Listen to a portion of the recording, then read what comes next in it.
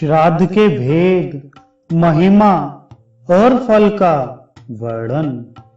याज्ञवल्क्य जी ने कहा, विवाह आदि मांगलिक अवसरों पर पितरों का नांदी मुख श्राद्ध करना चाहिए।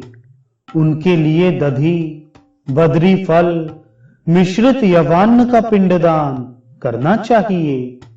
एकोदिष्ट श्राद्ध विषय देव से रहित एकान्न और एक पवित्रक से युक्त होता है।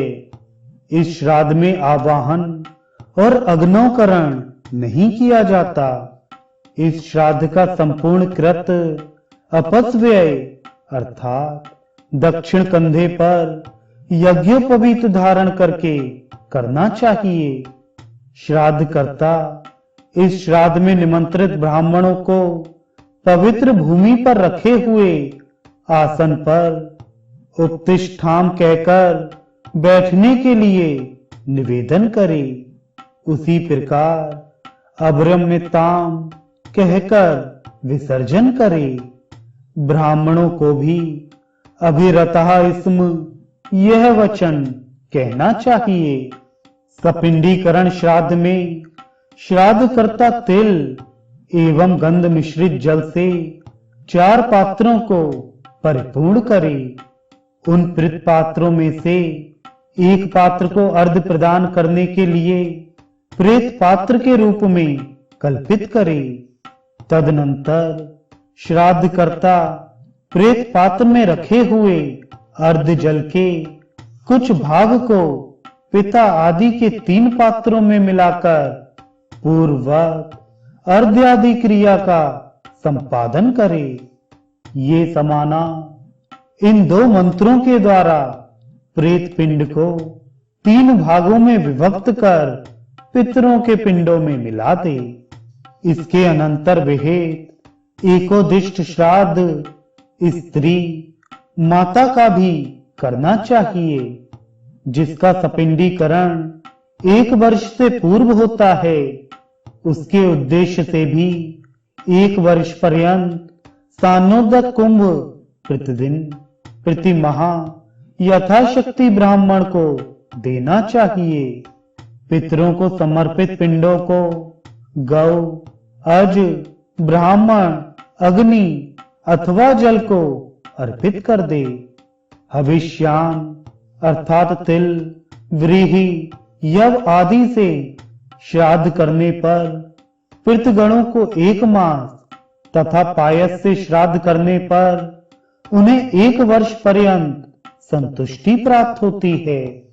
मृत व्यक्तियों के लिए कृष्ण चतुर्दशी तिथि में श्राद्ध करना चाहिए।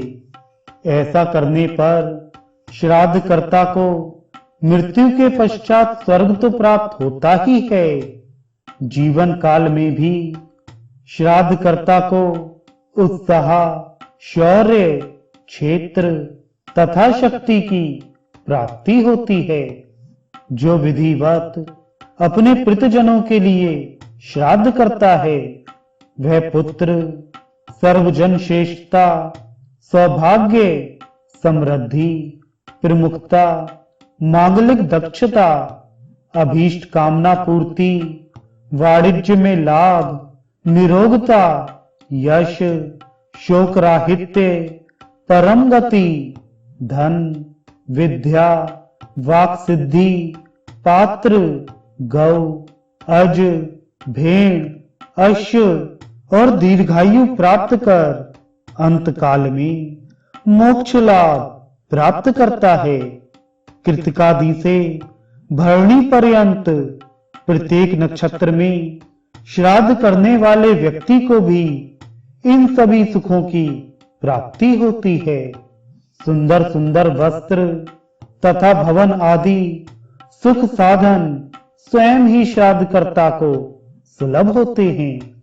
अर्थात इस प्रकार का श्राद्धकर्ता भोजन, वस्त्र तथा भवन आदि से परिपूर्ण रहता है।